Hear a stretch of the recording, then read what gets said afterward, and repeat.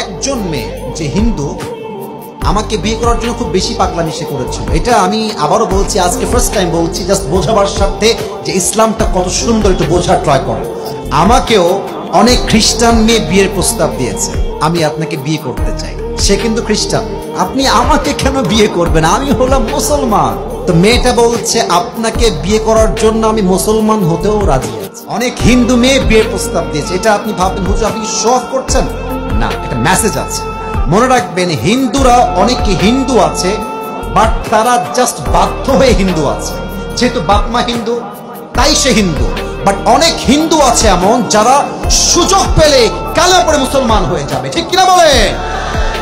তো আমি যারা প্রস্তাব দিয়েছেন, আমি এটা মিডিয়ার সামনে আজকে জীবনের প্রথম বললাম। আমি এটা বললাম এটার জন্য যে দেখেন আপনার আচরণ, আপনার কথা, আপনার কমিউনিকেশন, আপনার চরিত্র এতটা সুন্দর হতে হবে যেন বিধর্মীরা আপনার আচরণ দেখে কালেমা পড়ে মুসলমান হতে আগ্রহী হয়। কথা ঠিক আছে কিনা বলে?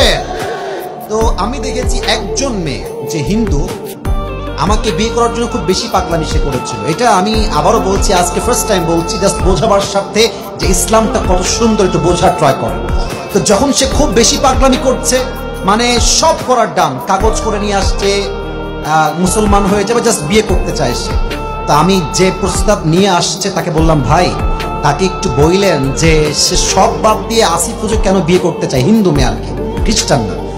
তো পরে ওই মেয়েটা আবার তাকে বলেছে যে আমার কিছু বিষয় খুব মানে দিলে লেগেছে ইসলামকে নিয়ে। কি বিষয়? মেয়েটা বলেছে যে আসিফ হুজুর যখন ইসলামকে রিপ্রেজেন্ট করে, ইসলাম নিয়ে কথা বলে, আমার কাছে মনে হয় যে জীবনের কোনো কষ্টই কষ্ট নয় যে রব আমার বন্ধু হয়ে যায়। কথা ঠিক আছে কিনা বলে? এক নাম্বার কথা তার হৃদয়ে টাচ লেগেছে। দুই নাম্বার কথা সে এটা বলেছে যে আমরা হিন্দু কালচার ফলো করি, বাট হিন্দুদের অনেক কাজ আমার বুঝে আসে না। যেমন হিন্দুদেরকে খুব ভালো মুসলমান হতে হলে গরুর পেশাব খেতে হয়, এটা তাদের একটা ধর্মের সিস্টেম। ভালো মুসলিম হতে চাইলে গরুর পেশাব খেতে হয়। তো সেই মেয়েটা বললো যে ইসলামে তো এরকম কুরুচিপূর্ণ কোনো কাজ নাই তো নাই, এবং হুজুরদের যে আচরণ, জামা কাপড়, পোশাক, ভাষা, ভদ্রতা, নম্রতা, এটা আমাকে বোঝাতে বাধ্য করেছে যে ইসলাম হচ্ছে পৃথিবীর সবচেয়ে শ্রেষ্ঠ ধর্ম। যুবক ভাই ঠিক কিনা বলে? পরে আমি কেমনে কি করা যায়, যাদেরকে আমি মানা করেছি, আমি একটা ইস্যুকেই এখানে সামনে এনেছি যে প্রিয় বোন দেখেন, আমার এই মাইন্ডসেট নেই যে আমি আপনাকে আবার নতুন করে ট্রাই করতে পারবো। আমার মনে হয় আপনি আগে মুসলিম হয়ে যান, প্র্যাকটিসিং মুসলিম হওয়ার ট্রাই করেন, নামাজ কালাম শুরু করেন, দিনদার হয়ে যান।